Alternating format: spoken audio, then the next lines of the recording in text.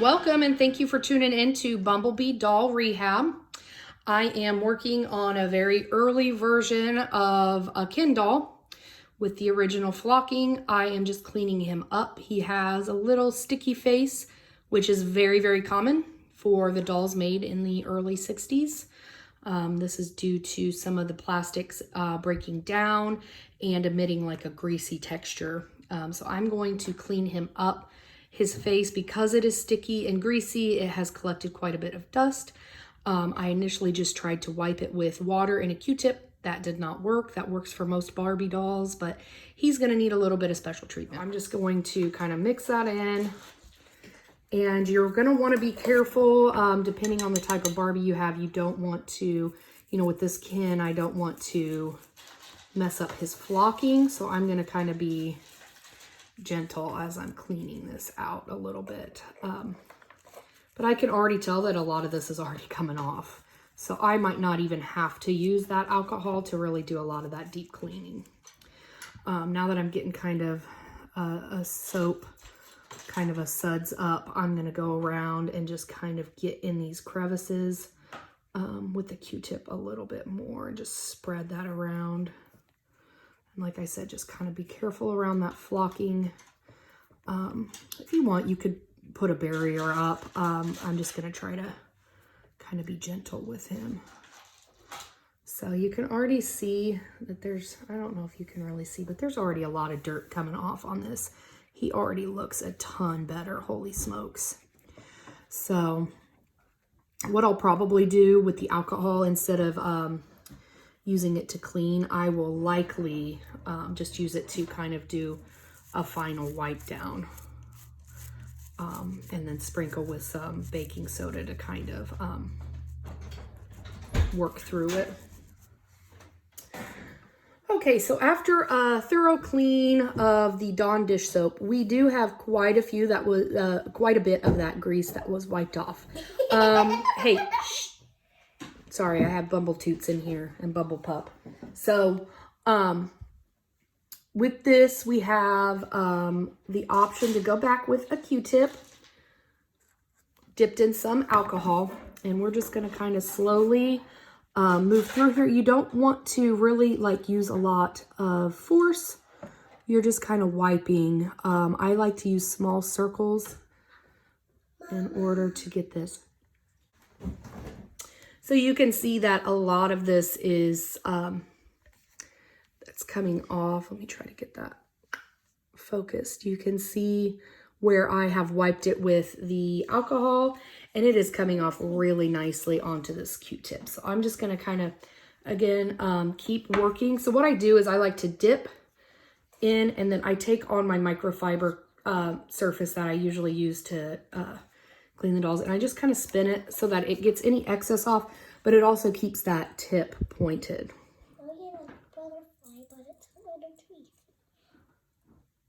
Oh yeah, that is working so beautifully.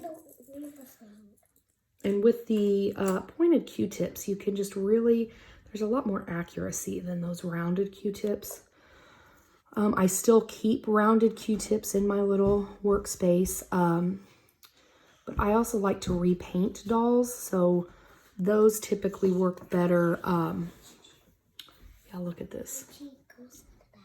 Those work better to remove factory paint, which I would never dream of doing on these original Barbies. That would be so wrong. I didn't get this wiped out.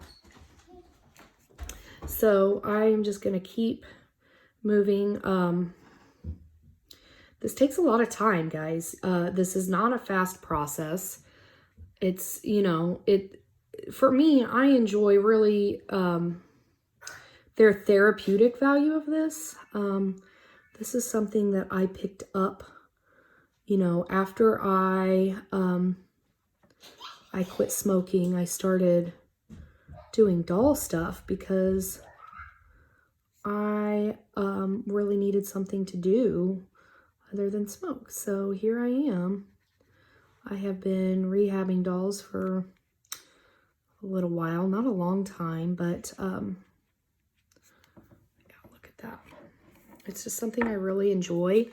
It's funny because I am not a doll collector. I have very few dolls in my personal collection.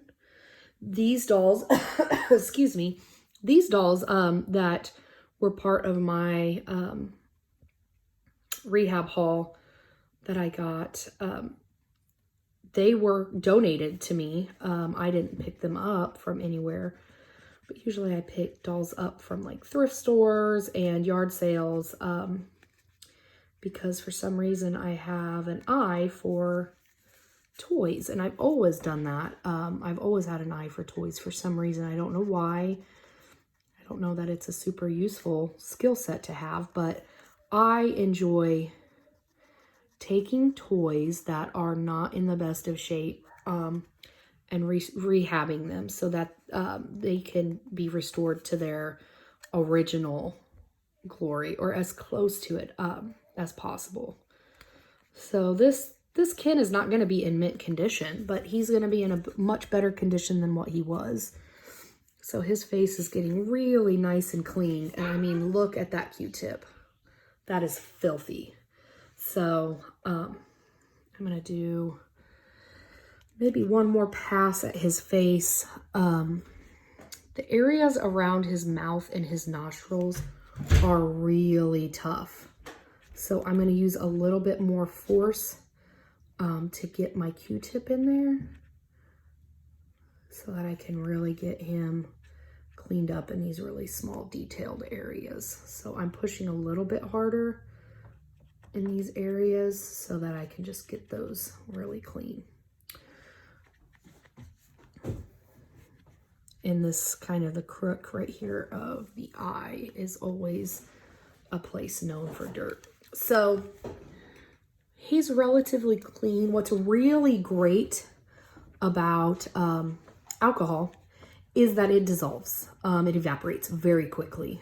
So if there is any moisture on your Ken doll or on your doll that you're working on, if you use water first and then dry him off and then use alcohol second, it is going to help evaporate that water that may have been on his skin. So that's a really helpful thing to do. That's why I like to do the alcohol second. Okay, so he is looking pretty clean and pretty handsome at that. He's a pretty handsome guy. So what I'm going to do is I'm just going through here and I'm breaking up all the clumps. So I just have a cup of baking soda. And I'm just going to kind of I'm not going to pour a bunch on him, but I'm going to take some and just get it stuck to my fingers a little bit. And I'm just going to take his legs. I'm just going to rub it on his legs because how baking soda works is it's very great at absorbing. So this is just going to absorb any kind of foreign chemical that might have been leaching out of this doll. So I'm not trying to sound like an expert. Like I said, I don't do this often, but I have done a ton of research. So that's kind of, I love to research. I love to look into like these older dolls, and I got these dolls less than 24 hours ago. So I've done a ton of research while right after I got these dolls, because I knew that they needed a lot of work. And the woman who had them didn't want to donate them. So she was just kind of asking around about, getting these dolls to a new home. So, all right. So now his legs feel kind of like, how you get, you leave the beach and you just can't seem to get all the sand off of you. Yeah, that's what he feels like right now. So I'm going to go ahead and do his arms. His arms are not very sticky, to be honest. So you can see it's only sticking in some spots. Dip his hand in there. All right, do his other arm. There we go. Excuse me. Sorry if I'm coughing and sneezing. I am really just now getting over a respiratory infection that just kind of put me down and out. I haven't been able to do like any videos Okay, so next comes the tricky part is his face. Again, you want to kind of protect that flocking. So I'm just going to go in here. And you don't need a lot. You don't need a lot. This is going to absorb both that leaching and if there's any like, you know, smells. Luckily, none of these dolls smell bad. They smell like they have been well taken care of. They just smell like they've been in storage for a minute. So we're going to comb out his flocking anyways with a soft toothbrush, which is another reason why I like kids' toothbrushes. They are typically a lot softer than adult toothbrushes. So, okay, Ken, you are looking like you are back to your glory days almost. And you can see, I'm just going to kind of tap him. But if you look where the baking soda is sticking, that's where a lot of the residue is still lingering. And you can see like all right in his cheek, in his ear, right there in his nose and eye crevice. It's sticking to the areas where there's still just even a minuscule amount of that greasy face. Or what is it called? Sticky doll disease, I think. You could Google that. Okay, so he's looking good. I am going to give him a quick wipe down with this microfiber towel and be back. Kind of just give you a close-up of what he looks like. So I'm just going to very gently brush his flocking just to get any, you can see some of these fibers are coming out of his hair. So, you know, just like it collects lint and just really like fine fibers.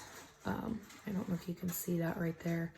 Just kind of get stuck in his flocking. And so I just kind of take it like a lint brush and just kind of very, very gently with the flocking. And then can you see those fibers that are coming out? Right in there. Trying to preserve that flocking because like I said, he does have really great flocking, but there's some fibers stuck in it. So we just want to make sure that we can preserve what we have left.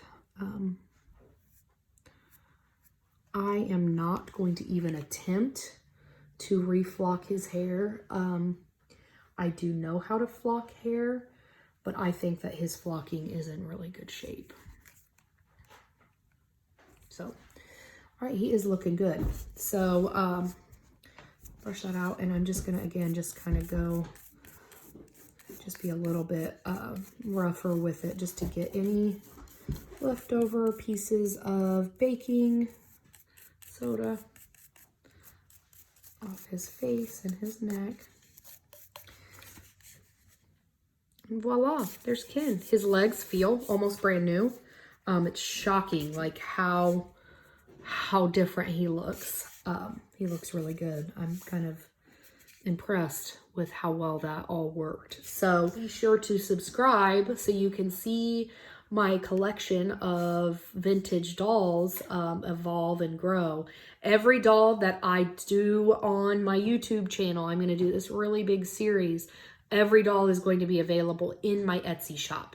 So Ken will be available in my Etsy shop in the near future once I get his outfit cleaned up. So I'll get him restored and he will go in my Etsy shop. You can find me on Etsy, Bumblebee Doll Rehab. You can also watch me post daily updates on my rehab haul on Instagram at Bumblebee Doll Rehab. So I hope we can connect on either platform. And thanks for tuning in. Come back for more videos. Thanks. Bye.